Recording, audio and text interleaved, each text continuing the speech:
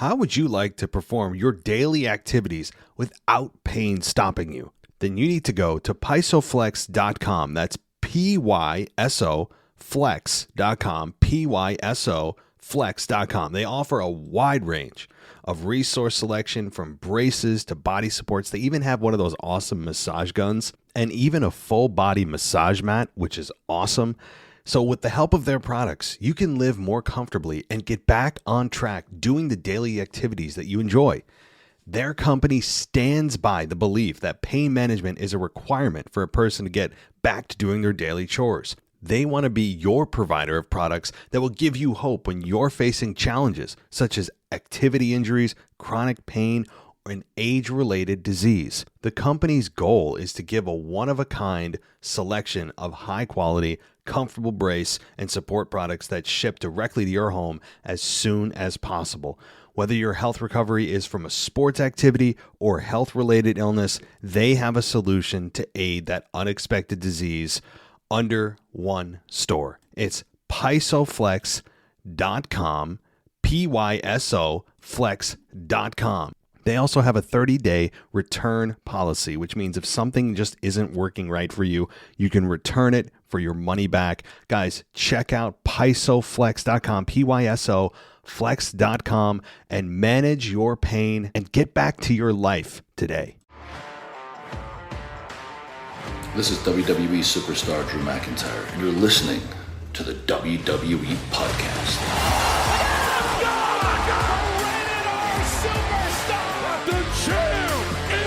The one that everybody wants, me. Becky Lynch is going to WrestleMania. Claymore! Austin 316 says I just whipped your ass. This is my iron. You're going to acknowledge me. Welcome to the current State of WWE and post-Survivor Series War Games. We've got Anthony DeMarco back here in the co-seat chair, and we are going to discuss Survivor Series, specifically the men's War Games match that saw Sami Zayn's apparent allegiance come to light, his true allegiance. We'll see. I've got some theories on that. But welcome back to the show. And overall, Anthony, how did you enjoy the pay-per-view in its totality? I gotta say, I think that is probably the worst pay-per-view of the Triple H era. And that's not saying that it was bad, because I think that the Triple H pay-per-view record to this point has been very, very exceptional. And I mean, I could certainly hear the argument that Extreme Rules was worse than this, but I just felt that Survivor Series, given the lineage of the pay-per-view, given the fact that War Games was attached to it, I was maybe expecting something that was out of the realm of possibility or realism. And this is not to say it was a bad pay-per-view. I still enjoyed it. I think it did a lot in the way of furthering development of storylines. I think it did a lot in the way of long-term storytelling and long-term booking. But I think overall I left maybe a little disappointed, but maybe that's a bit unfair because I went in with too heavy of expectations. I don't know how I mean, to me, the Shotzi Ronda Rousey match saved the whole show. I don't know about you. I mean, that was a instant classic. I'm not getting into this match at all, other than to say it was horrific, as I'm sure you would say the same. It was it was the easiest, worst match I've seen on a pay-per-view in quite a while, and I don't know who to blame other than just to say I'm glad it's over and maybe Ronda move on to Becky or whoever. But I want to ask one more question before we get into the specifics of the men's. For the War Games matches, the format themselves, you have said, and I am with you, I've never seen a War Games match from start to finish. You haven't either. How did you enjoy the War Games match format now that you and I have both seen two matches from start to finish? I think it's a little bit hectic, but cool. It was a cool concept because it's almost like an elimination chamber mixed with a traditional Survivor Series match in a lot of ways, where it is 5-on-5.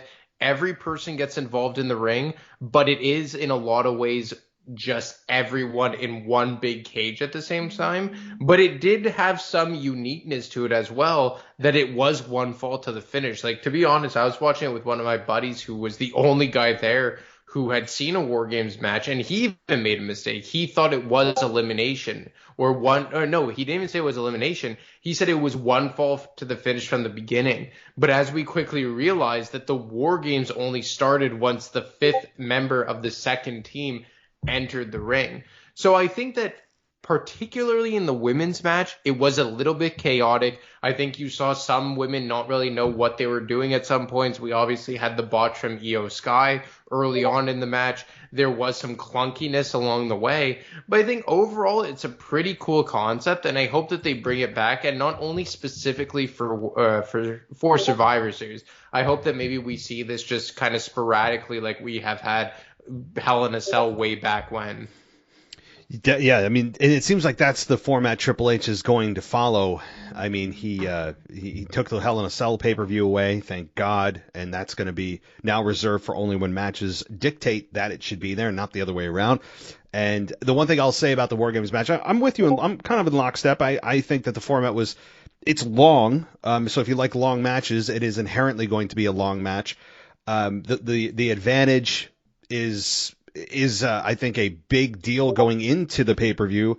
Who gets that advantage, because there's going to be 2-on-1, 3-on-2, 4-on-3. Like, that is going to happen throughout the event, and I enjoyed that. But the one rule I wish they would just bring to cage matches in general is if you escape the cage, you lose. You're out. Like, I'm like, good. Like, I mean, that's the way it should be for me. For cage matches, I wish they would implement that particular stipulation. But let's get into the War Games match for the men, because there's a lot to talk about here, and we don't have a ton of time. So the War Games match for the men, obviously we know the result. The Bloodline wins to the surprise of you, me, and a lot, I think, of the WWE fans.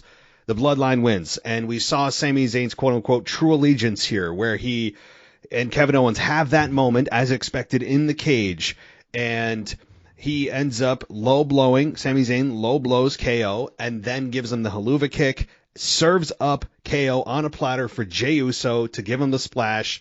Boom, 1, 2, 3. Everyone hugs, including Jey and Sami. And what did you think because I'm going to dissect this a little more, but off the top, what did you think of the finish? Were you surprised by it, and how did you like it? I was surprised by it. I believe I predicted that the Brutes and Company, I think is what I coined them as, Brutes and Co. I thought they were going to get the victory, but I got to say, I enjoyed the finish, because what it told me is that we are not going to get the payoff right away. And I feel like between now and the Royal Rumble, as it certainly doesn't seem like there's a day one pay-per-view this year, I think we're going to get a lot of storytelling between now and the end of January that will ultimately culminate at the Royal Rumble.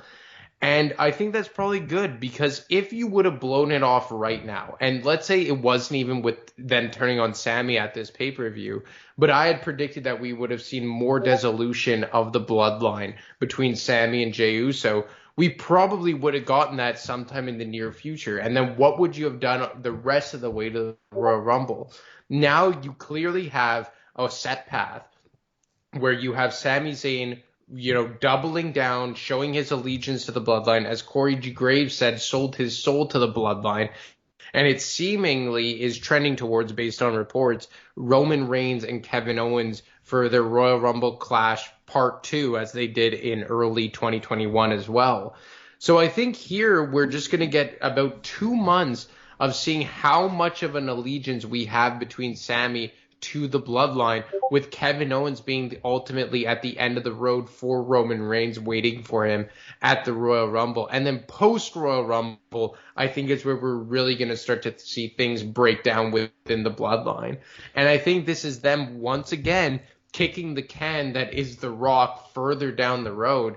And it kind of has left me wondering if The Rock is even in the plans, because then another thing I've thought about, Matt, is like, in terms of the men's Royal Rumble winner, what are they going to do with him if The Rock is indeed challenging Roman Reigns for the Undisputed Championship?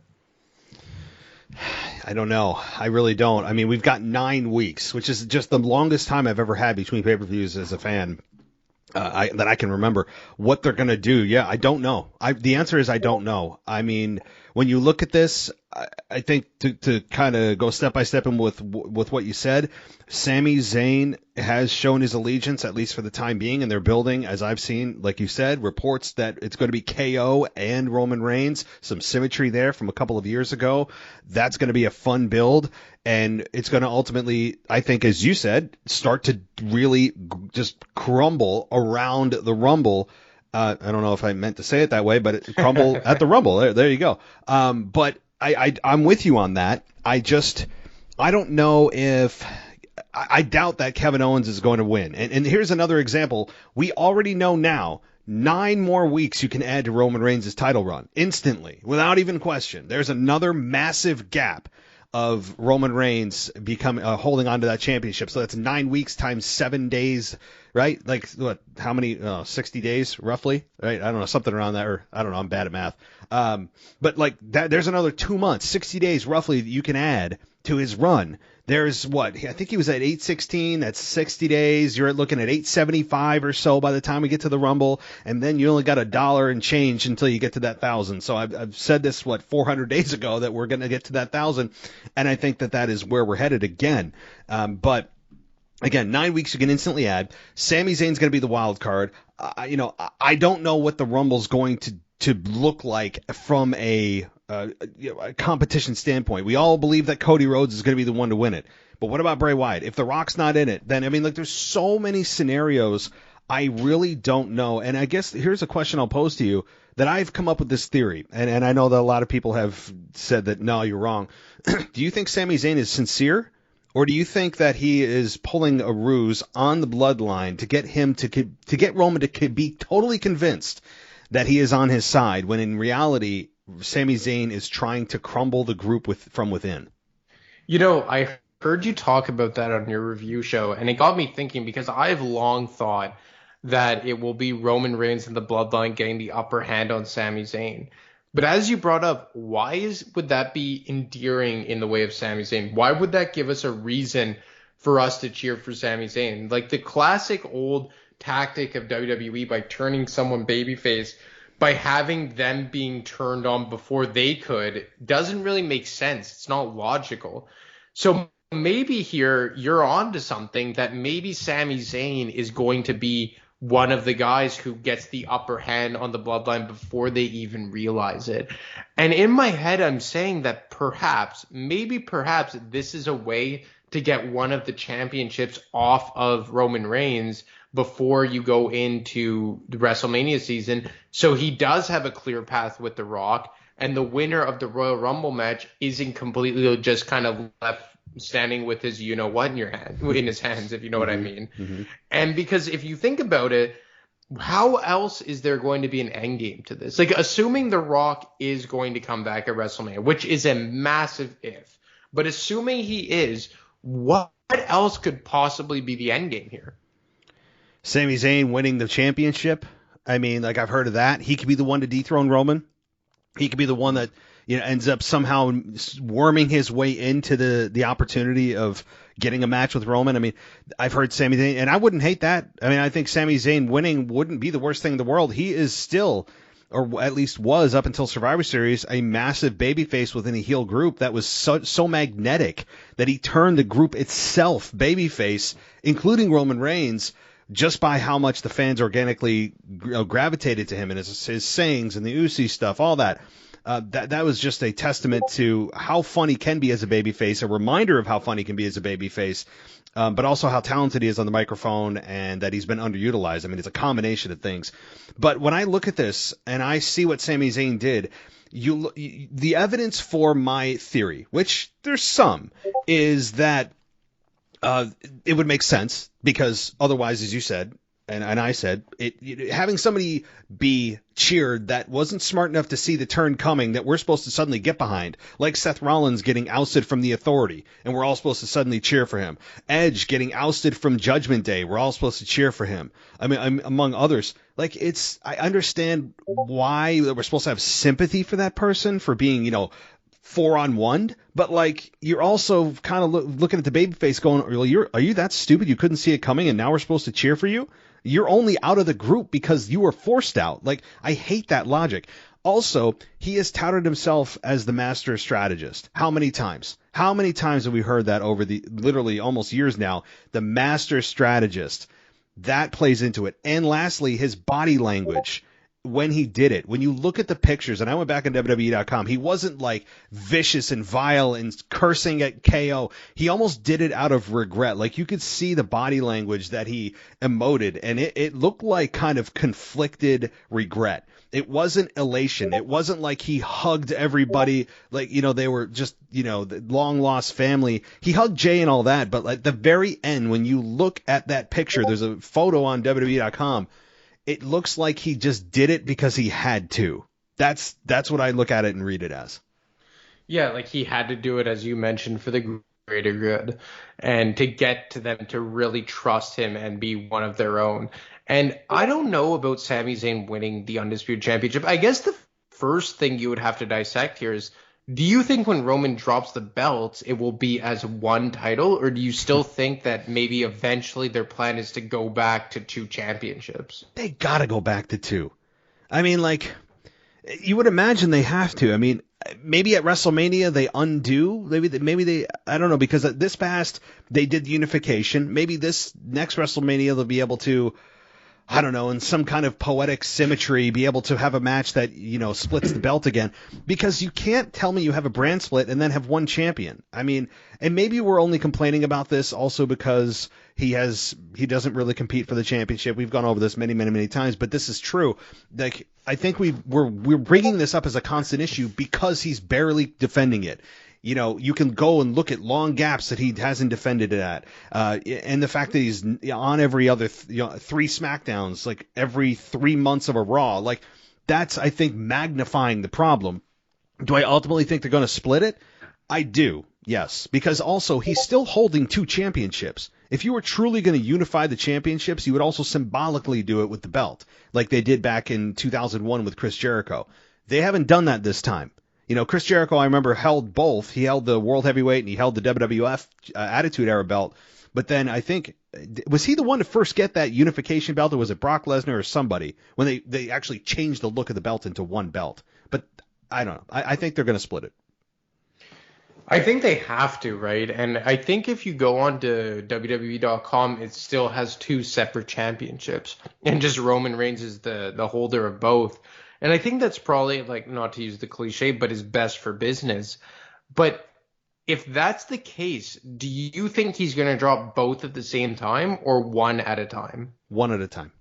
I mean, I'm sticking with what I would have done at the beginning. And actually, there's reports that came out afterwards that was the plan, was to have it was either a Clash or it was at SummerSlam with Austin Theory cashing in. Yeah, and Austin Theory was going to come out and all this, and then Triple H felt it was too complicated, so they didn't do it, but it was going to result in a split. So they certainly have thought about it, and I still think that the plans are there because it makes total sense. You can have your cake and eat it too with that decision. You can shut the fans up about Roman Reigns holding both championships and the U.S. title being the only top belt on Raw, which has its benefits, but you need that top belt about it. But I really believe that this is going to be the plan. I still believe it's the plan because it's the best of both worlds. You can keep the streak going with Roman Reigns and have a top champion on Raw. I don't see a problem here. I've since warmed up to the idea that maybe initially following WrestleMania, you make Roman the dual champion to just really put over how historic this run is. But I still think that overall you eventually have to get one of the belts off of him. And like you said, you could have your cake and eat it too. You could get to that 1,000 days with him as the Universal Champion. But it also just kind of feels like the WWE Championship has become secondary in some way. Maybe it's because he started this historic run as the Universal Champion and he only took the WWE Championship like a year and a half into it. Mm-hmm. But I don't like that I've almost found that the WWE Championship has been forgotten in all of this. And maybe that's also because that before that, I felt the WWE title was kind of used as just kind of like a prop. Like, how many times did it bounce around? Like, it went from, like, Bobby to Big E, back to, then it went to Brock, then to Bobby, then back to Brock. Like, it just felt that, like, in the later, I guess in the building months to to last year's WrestleMania, that it was just trying to kind of, like, sort it out in a way to get it on to Roman Reigns. And look, they did it. It's fine. In retrospect, I don't hate it because I get they wanted to make this run very historic, which it is, and it will always be remembered as. But at this point, you need to get the belt off of Roman Reigns, the WWE one, that is. But I guess the next question is do you do it before WrestleMania, and who do you drop it to if so? Loaded question. I guess I'll bounce it back because it depends on my answer. With yours, is it what I would do or what I think they're going to do? I guess it's what you would do, because I don't think they're going to make him drop either title before WrestleMania, because I think they think this run is too historic. Agreed. Yeah, I mean, at this point, they're too far in for them to I think, step out of it. But so we agree that they're not going to do. I don't believe they will actually do that. Now, what I would want them to do in this God mode world is, I would have him split the belt. Maybe he can split it at the Rumble, or he could split it on SmackDown, because they've got 9 weeks to kill. That's a hell of a lot of TV. You could build up to a match in 4 weeks. Before, I wouldn't do it on Christmas, but you could do it maybe before the Rumble. The first show after the New Year, you could build up to a championship match, and there's some kind of stipulation that maybe Sami Zayn comes up with, or I don't know, where Roman doesn't have to put both belts on the line. He only has to put one on there, and then he ends up losing it. Again, they're not going to do this, but I would find a way to do it. Yeah, because then you could take that belt, you could put it on Raw, you could put it on, I hate to say it, but you could put it on Seth Rollins. You could put it on, I don't know, Austin Theory maybe a little bit too much too soon, but maybe by then he feels a little more like he would be, a respectable holder of the belt. But the U.S. title's gotten a hell of a lot of attention, and that's great. But certainly Seth Rollins is candidate number one for me. AJ Styles isn't too far back. Finn Balor, I'm looking at these guys that you could absolutely have them hold the championship, and it not only takes away from the fans being able to see a great matchup for a top belt, but it also is kind of like, as we said, it screws the guys where they don't get that top championship match unless it's with Roman Reigns. And it's at the point where it's not even worth the storyline to continue it, because it's screwing with the careers of guys, opportunities for guys that will never get another chance at it, and the fans are getting screwed out of another top championship match. I think it's you can only have so much positive to balance out the negative here. We've said this for so many months, but yeah, no, I agree. And you look at the match between Finn and AJ Styles, and obviously because we look at it in the context that it was built up, and it wasn't worthy of a WWE championship match, but could you imagine those two competing against each other for a world championship? I think that based on the in-ring performance, and you mentioned on your review show, it reminded us just how good AJ Styles is, to say nothing of Finn Balor. But AJ Styles, I think the last 5, 6, 7 years has been one of the best in-ring and just characters of WWE that they've had to offer. And I think they're running out a racetrack with a guy like AJ Styles, but he proved this past Saturday night that he still has tread left on the tires as a main event player in WWE. So I ask you, would you be content seeing a guy like AJ Styles holding the championship? And how would you have felt that with the proper storyline and build, him have defending that title against Finn Balor at Survivor Series? Oh, I would have loved it. And that was the whole thing for me. When I watched that match, it was it was reminded us, all of us, the collective us fans, how good he can be, even at this age and the mileage he has on his body and all that.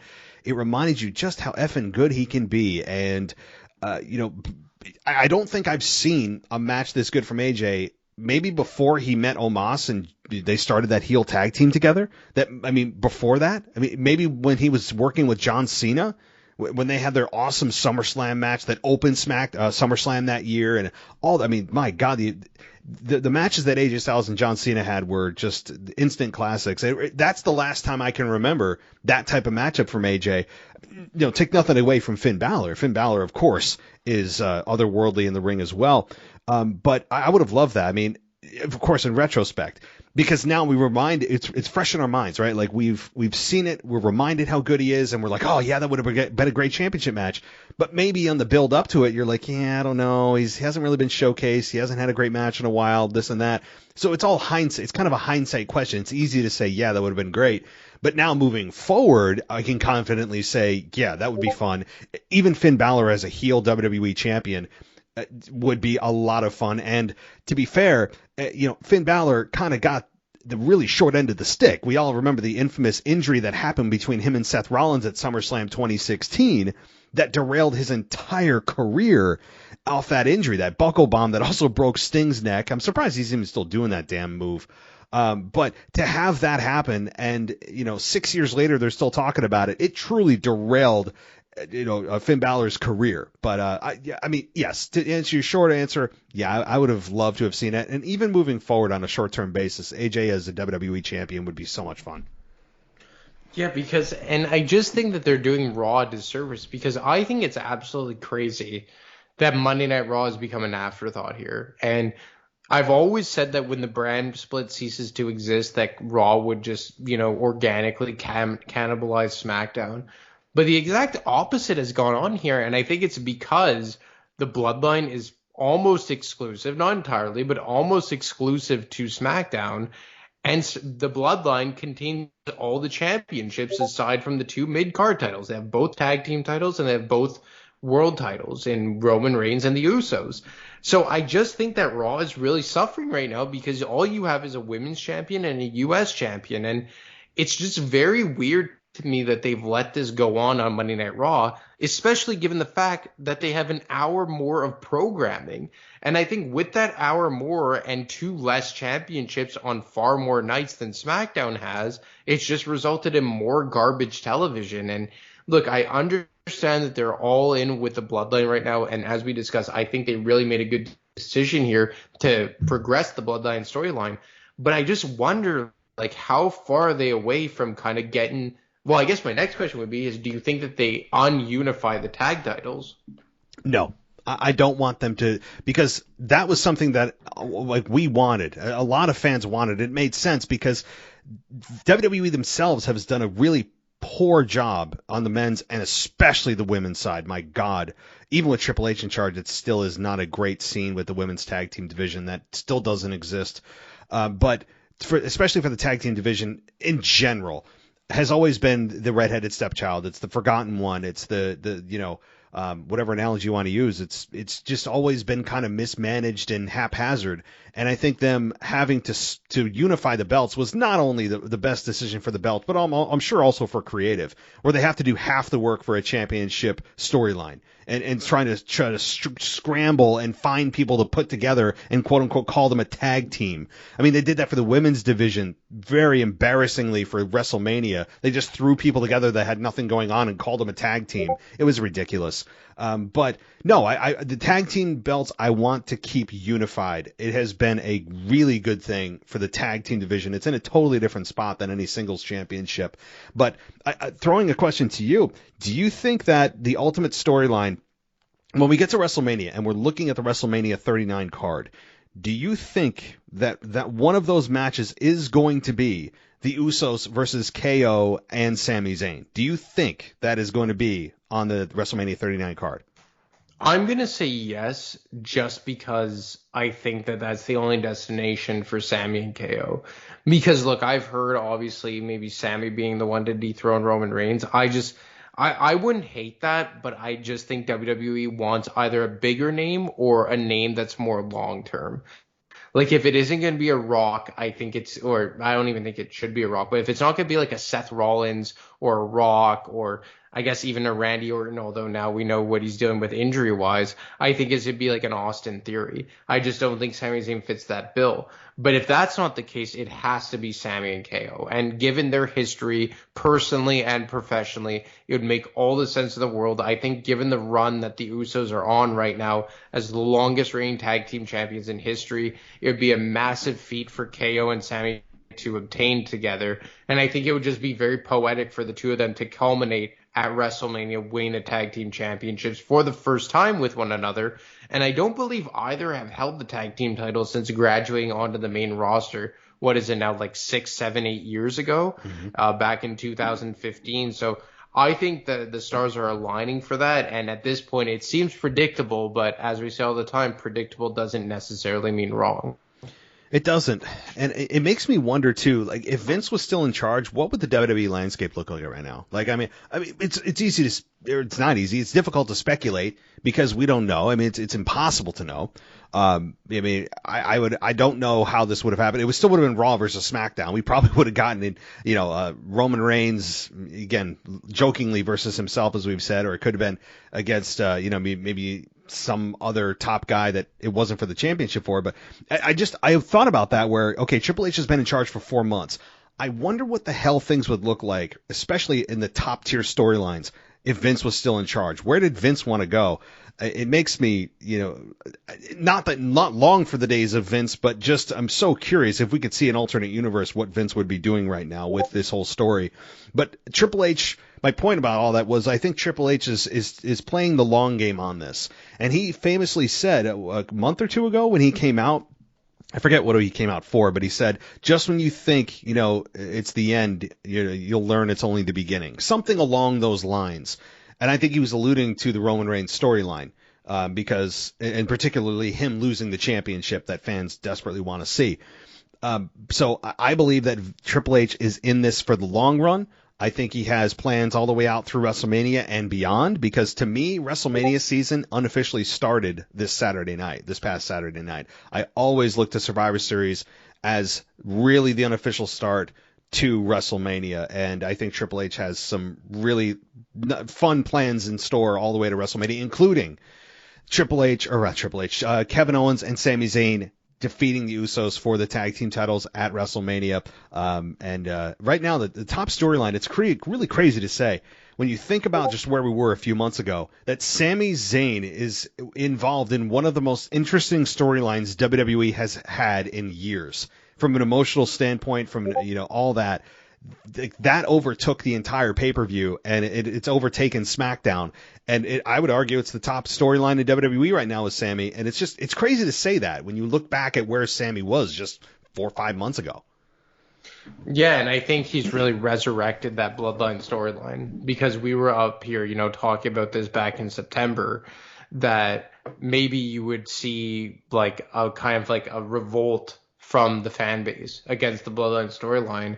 But I really think that at this point, Sami Zayn has been able to kind of resurrect it single-handedly here. And I think that that's a testament to how good Sami is and good on creative and Triple H for recognizing that they really did need a shot in the arm to resurrect this thing and get it back on the rails. And to be honest here, I don't know if the Bloodline angle would have been as well received without Sami Zayn. Like, could you imagine what it would be like if Sami Zayn was not involved? No. I think it's really important to drive this home. WWE should be so grateful that Sami Zayn was their biggest happy accident in this entire storyline, because there's no way I would buy anything from anyone on creative, including Triple H himself, if they said, yeah, we knew this was going to happen with Sami Zayn, the fans would really gravitate towards him. Nonsense. I really doubt that this was designed to be like this, where fans are so invested in where does Sami Zayn's loyalty lie. Nobody saw this much emotional investment coming. They kind of saw it as a side thing where he's like the geeky guy trying to make it with the cool kids in school, and eventually they just oust him. But it kept going and kept growing and growing. But, this is the best accident to happen to WWE with this story, because it has distracted all of us from the main problem of Roman Reigns still being champion. There's still no top belt on Raw. You can say the U.S. is, it's really not. It's still being held hostage, and it is. So Sami Zayn has distracted us, and the WWE is going to string that out and squeeze it for all it's worth while they tell us, look over here. Don't look over here anymore. You look at this Sami Zayn new shiny toy thing we've got. And it's interesting, and it's fun to watch. I'm not going to pretend it's not. It's awesome. But I'm, privy to, and you are, and fans that have been watching for a while, realizing the underlying issue that's still there. You can cover it with all the Sami Zayn makeup and all that you want. We're still going to get to the core issue where fans are realizing, oh yeah, Roman's still champion. What the hell? Yeah, and I think that has added a new wrinkle, and that in the way of Sami Zayn. And I think it's gone in a big way here because, look, like you said, you've kind of been able to be distracted from the fact that Roman has continued to hold these championships hostage, or not even championships. It's primarily the WWE one, but I just think it's been great booking. It's added a new wrinkle to the bloodline. It's put Jey Uso back at the forefront as he was in the early stages of the Roman Reigns run. And I think we've been reintroduced to just how brilliant Jey Uso is in the way of him and Sami Zayn kind of being at odds, although they have seemingly, at least temporarily, buried the hatchet now following the War Games match. And I think that now you have stories within the main story that have just added so much more complexity to this angle that for so long was just so simplistic and all about Roman Reigns all the time. Well, let me ask you this before we close it out here. Unrelated to the storyline here with Roman Reigns, were you surprised there were no big returns, whether it was a John Cena, The Rock, I don't think anyone really expected, but it's still in the realm of possibility, or especially Sasha Banks? Were you surprised that there were no big returns at all? To be honest, no, just because I think I'm over expecting the big returns.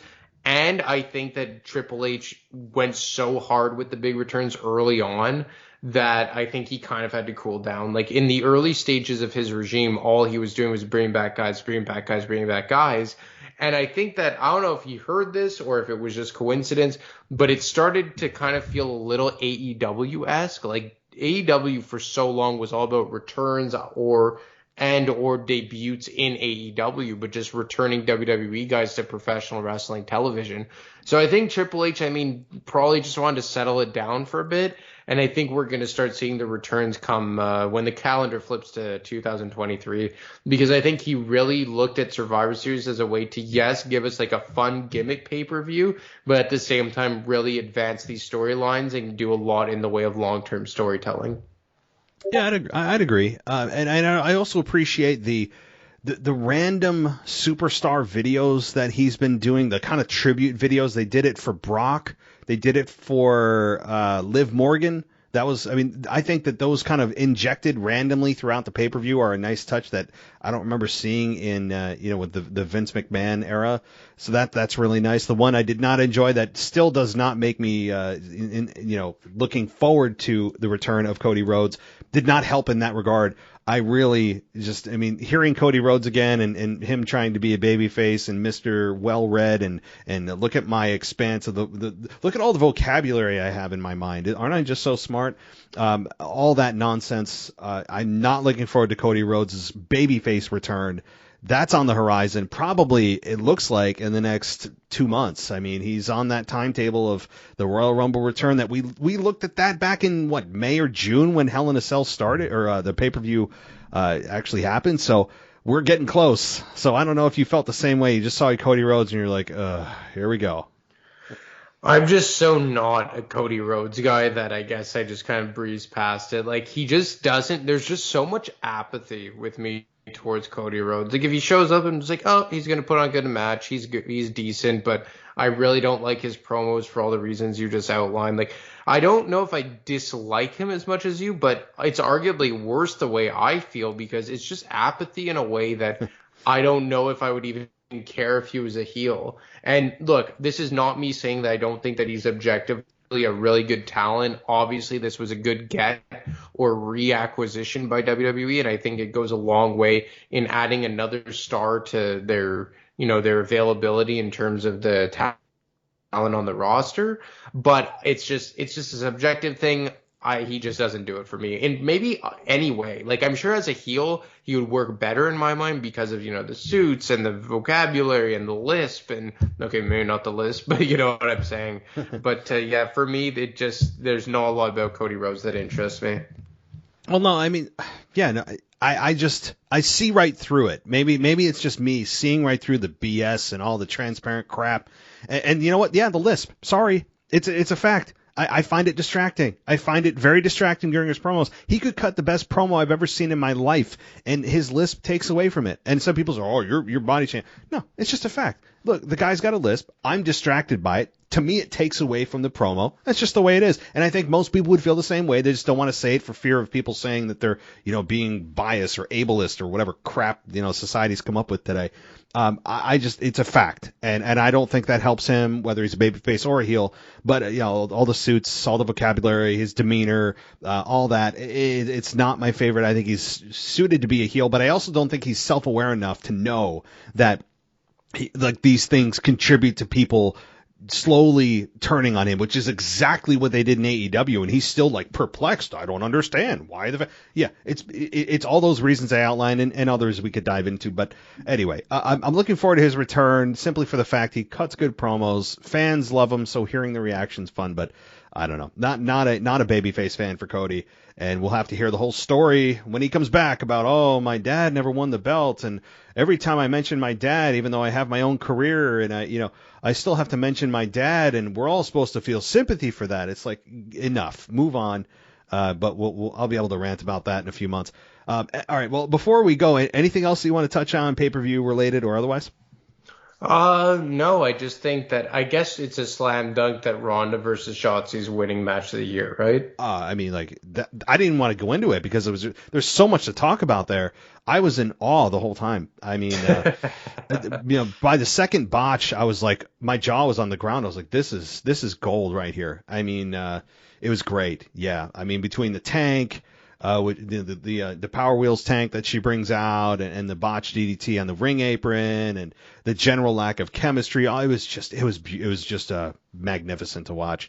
And I have to say, Ronda Rousey in general is boring as a champion. I mean, I don't know. It's just she feels very uninspired as a champion, and she's only there out of name value. I really believe that. I'm not a Ronda Rousey fan either.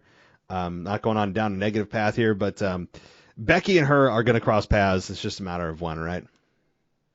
Yeah, I mean, you have to get there, right? And I do agree. Well, I don't know if you said this, but I will say that Ronda Rousey adds legitimacy as a champion. She's a safe bet to make as the champion because of her MMA background. But I do agree that she is a boring champion. Oh, but she's so boring. My God. But how long are we supposed to live off of her MMA career that was 8 years ago? I mean, how much longer are we? That was, you can't call yourself the most dangerous woman in the world anymore. That title's long gone. And Holly Holm kicked that right out of your head. So that's long gone. I mean, she's just living on past glory. She's collecting a ton of money for it, and good for her. But I find her very boring as a champion. I don't like her promos. I've never liked her promos. I don't like her facial expressions. She's a hell of an athlete. She looks the part. She can go in the ring. She's had some really good matches in the ring, but I think the lack of just chemistry with Shotzi, and maybe they haven't had a whole lot of time together in ring. That didn't help. And Ronda Rousey has a very different style than I think what Shotzi's used to in her entire career. So it was just a train wreck, an absolute train wreck. And we can all move on. We don't have to worry about that match again. But I'm interested to see who Ronda, in the interim of Ronda to Becky, who that kind of stepping stone or that in-between person is. I really don't know who it is just yet, but they got 9 weeks until the next pay-per-view. So, all right, well, everybody, thank you for joining us here tonight. We've got Anthony DeMarco every single Friday on Retro. We took a week off this past week because of the pay-per-view, but we'll be back in full force this Friday with the new Retro. Do you have the topic in mind yet, or are you still kind of mulling things over? I think I'm going to be covering, and I think I brought this up on the show that we did for the preview. I'm considering doing the Invasion pay-per-view from 2001, a pay-per-view that I've watched more times than I could count, but I don't think a lot of people have watched it, including yourself, that you said you had to kind of peel back into your memory blocks to remember that. Yeah, no, that is true. I really recommend everyone look at that too, that pay-per-view. While I did look some of the highlights after our show, I'm like, man, it's been so long, friggin' 21 years. And I would really recommend everybody watch that because the storyline of WCW, ECW, WWE, or WWF at the time, there were some bright moments, and it wasn't perfectly done, as we said on our preview show. There were definitely things that they could have done, but things that were out of their control with star power and things. But overall, it is a hell of an interesting story, and one that we never thought we'd really see, given that they were going at each other's throats for years on the Monday Night Wars and all that. It's still entertaining for what it is. And I'm looking forward to that review that you do, because I think that if you're a newer fan, it's worth your time to go back and watch that storyline, and particularly the Invasion pay-per-view. Yeah, no, 100%. Obviously, there were some things that were underwhelming, but at the same time, there were a lot of good things to come out of that pay-per-view and that angle as a whole. Absolutely. So, guys, check that out. It'll be released Friday as we take a long break till the next pay-per-view for 8.5 weeks now. So, but thank you, Anthony. As always, it's a joy to talk to you, and we will be in touch in a week. So, have a great night. Yeah, man. Looking forward to it. You too. How would you like to perform your daily activities without pain stopping you? Then you need to go to pysoflex.com. That's PYSO Flex.com, PYSO Flex.com. They offer a wide range of resource selection, from braces to body supports. They even have one of those awesome massage guns and even a full body massage mat, which is awesome. So with the help of their products, you can live more comfortably and get back on track doing the daily activities that you enjoy. Their company stands by the belief that pain management is a requirement for a person to get back to doing their daily chores. They want to be your provider of products that will give you hope when you're facing challenges such as activity injuries, chronic pain, or an age-related disease. The company's goal is to give a one-of-a-kind selection of high-quality, comfortable brace and support products that ship directly to your home as soon as possible. Whether your health recovery is from a sports activity or health-related illness, they have a solution to aid that unexpected disease under one store. It's pysoflex.com, pysoflex.com. They also have a 30-day return policy, which means if something just isn't working right for you, you can return it for your money back. Guys, check out pysoflex.com, pysoflex.com, and manage your pain and get back to your life today. Thanks for listening to the WWE Podcast. Don't forget to subscribe on your favorite podcast app so you don't miss a show, or head to WWEpodcast.com. And for all of these shows ad-free, head over to patreon.com/WWE Podcast. Until then, we'll see you next time.